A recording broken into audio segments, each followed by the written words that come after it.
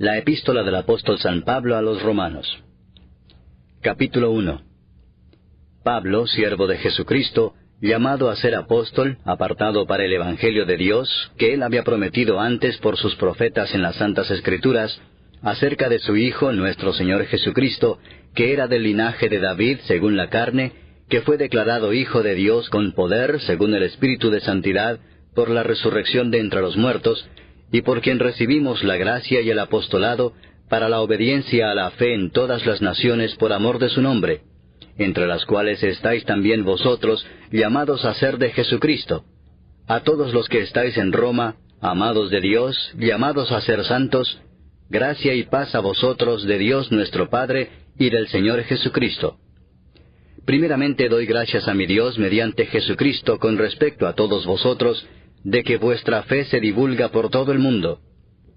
Porque testigo me es Dios, a quien sirvo en mi espíritu en el Evangelio de su Hijo, de que sin cesar hago mención de vosotros siempre en mis oraciones, rogando que de alguna manera tenga al fin, por la voluntad de Dios, un próspero viaje para ir a vosotros. Porque deseo veros para comunicaros algún don espiritual, a fin de que seáis confirmados, esto es, para ser mutuamente confortados por la fe que nos es común a vosotros y a mí. Pero no quiero, hermanos, que ignoréis que muchas veces me he propuesto ir a vosotros, pero hasta ahora he sido estorbado, para tener también entre vosotros algún fruto, como entre los demás gentiles. A griegos y a no griegos, a sabios y a no sabios soy deudor. Así que, en cuanto a mí, pronto estoy a anunciaros el Evangelio también a vosotros que estáis en Roma. Porque no me avergüenzo del Evangelio, porque es poder de Dios para salvación a todo aquel que cree, al judío primeramente, y también al griego. Porque en el Evangelio la justicia de Dios se revela por fe y para fe, como está escrito, mas el justo por la fe vivirá. Porque la ira de Dios se revela desde el cielo contra toda impiedad e injusticia de los hombres que detienen con injusticia la verdad, porque lo que de Dios se conoce les es manifiesto, pues Dios se lo manifestó.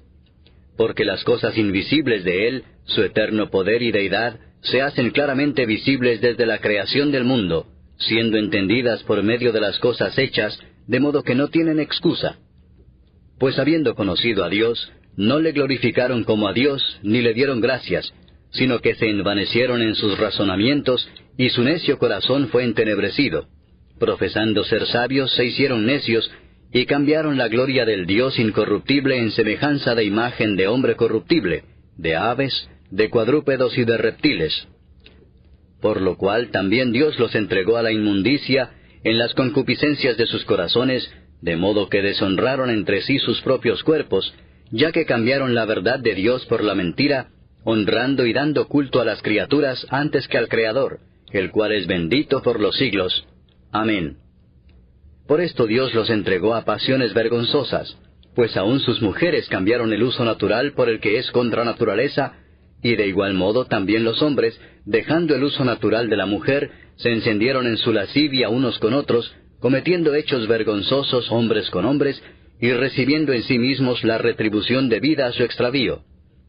Y como ellos no aprobaron tener en cuenta a Dios, Dios los entregó a una mente reprobada para hacer cosas que no convienen, estando atestados de toda injusticia, fornicación, perversidad, avaricia, maldad, llenos de envidia, homicidios, contiendas, engaños y malignidades, murmuradores, detractores, aborrecedores de Dios, injuriosos, soberbios, altivos, inventores de males, desobedientes a los padres, necios, desleales, sin afecto natural, implacables, sin misericordia, quienes habiendo entendido el juicio de Dios, que los que practican tales cosas son dignos de muerte, no sólo las hacen, sino que también se complacen con los que las practican.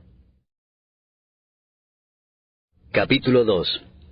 Por lo cual eres inexcusable, oh hombre, quien quiera que seas tú que juzgas, pues en lo que juzgas a otro, te condenas a ti mismo, porque tú que juzgas haces lo mismo.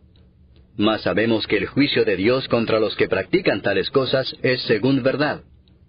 ¿Y piensas esto, oh hombre, tú que juzgas a los que tal hacen y haces lo mismo, que tú escaparás del juicio de Dios? ¿O menosprecias las riquezas de su benignidad, paciencia y longanimidad, ignorando que su benignidad te guía al arrepentimiento? Pero por tu dureza y por tu corazón no arrepentido, atesoras para ti mismo ira para el día de la ira y de la revelación del justo juicio de Dios, el cual pagará a cada uno conforme a sus obras. Vida eterna a los que, perseverando en bien hacer, buscan gloria y honra e inmortalidad. Pero ira y enojo a los que son contenciosos y no obedecen a la verdad, sino que obedecen a la injusticia. Tribulación y angustia sobre todo ser humano que hace lo malo, el judío primeramente y también el griego. Pero gloria y honra y paz a todo el que hace lo bueno, al judío primeramente y también al griego, porque no hay acepción de personas para con Dios. Porque todos los que sin ley han pecado, sin ley también perecerán, y todos los que bajo la ley han pecado, por la ley serán juzgados. Porque no son los oidores de la ley los justos ante Dios, sino los hacedores de la ley serán justificados. Porque cuando los gentiles que no tienen ley, hacen por naturaleza lo que es de la ley, éstos, aunque no tengan ley, son ley para sí mismos, mostrando la obra de la ley escrita en sus corazones, dando testimonio su conciencia, y acusándoles o defendiéndoles sus razonamientos, en el día en que Dios juzgará por Jesucristo los secretos de los hombres, conforme a mi evangelio. He aquí, tú tienes el sobrenombre de judío, y te apoyas en la ley, y te glorías en Dios, y conoces su voluntad, e instruido por la ley apruebas lo mejor, y confías en que eres guía de los ciegos, luz de los que están en tinieblas, instructor de los indoctos, maestro de niños, que tienes en la ley la forma de la ciencia y de la verdad. Tú, pues, que enseñas a otro, ¿no te enseñas a ti mismo? ¿Tú que predicas que no se ha de hurtar, hurtas? ¿Tú que dices que no se ha de adulterar, adulteras? ¿Tú que abominas de los ídolos, cometes sacrilegio? ¿Tú que te jactas de la ley, con infracción de la ley deshonras a Dios? Porque como está escrito, el nombre de Dios es blasfemado entre los gentiles por causa de vosotros. Pues en verdad la circuncisión aprovecha si guardas la ley, pero si eres transgresor de la ley, tu circuncisión viene a ser incircuncisión. Si pues el incircunciso guardare las ordenanzas de la ley, ¿no será tenida su incircuncisión como circuncisión? Y el que físicamente es incircunciso, pero guarda perfectamente la ley, te condenará a ti que con la letra de la ley y con la circuncisión eres transgresor de la ley. Pues no es judío el que lo es exteriormente, ni es la circuncisión la que se hace exteriormente en la carne, sino que es judío el que lo es en lo interior, y la circuncisión es la del corazón, en espíritu, no en letra, la alabanza del cual no viene de los hombres, sino de Dios. Capítulo 3. ¿Qué ventaja tiene pues el judío? ¿O de qué aprovecha la circuncisión? Mucho en todas maneras. Primero, ciertamente que les ha sido confiada la palabra de Dios. Pues ¿qué si algunos de ellos han sido incrédulos? ¿Su incredulidad habrá hecho nula la fidelidad de Dios? De ninguna manera.